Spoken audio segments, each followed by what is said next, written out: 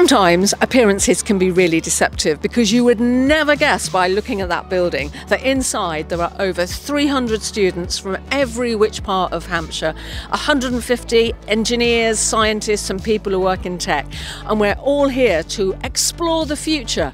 Come and have a look. Every TeenTech event has got 3 zones, there they are.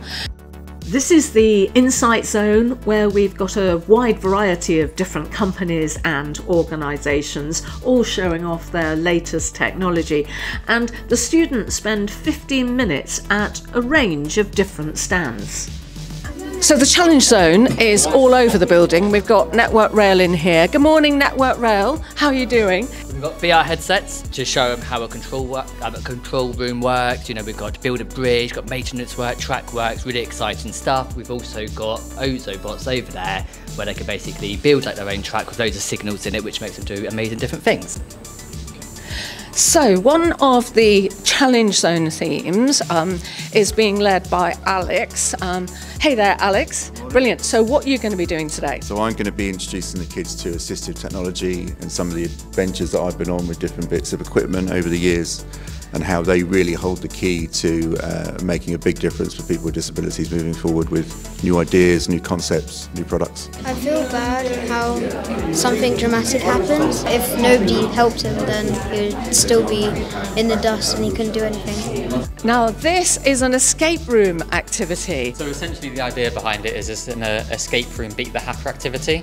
So we present them with a scenario where there's a security breach at an offshore company and Fujitsu have been drafted in to essentially find the source of the breach so we can solve this issue. One of the aims of today is to help young people understand that they might really enjoy a career in tech. So what drew you into technology? I think I did a placement, so it was an industry that I always wanted to work in, and then obviously being in defence, I like the industry. So yeah, and I think it's something that is always going to develop and grow, and I think seeing the technology develop is something that drew me in.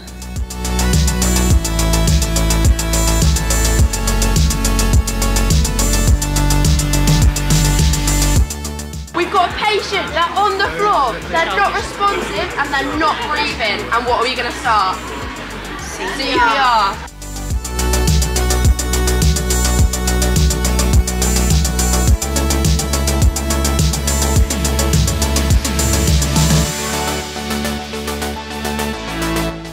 The wonderful thing is it takes you out of your bubble as well. I think it gives you the opportunity just to see, you know, the innovators of tomorrow and the big thinkers of tomorrow. It's been so great listening to the ideas from the students, getting their insights, you know, around things that I've never really heard before, and sort of being able to sort of work with the students and understand, you know, what are the innovative things that they can do around healthcare that will really make a difference. I didn't expect it to be quite as hands-on as it is, and the children are having a great time learning lots. It's been really good so far. I thought it was good, but this is really good. It was really interesting for me. It's a lot of new experience. Yeah.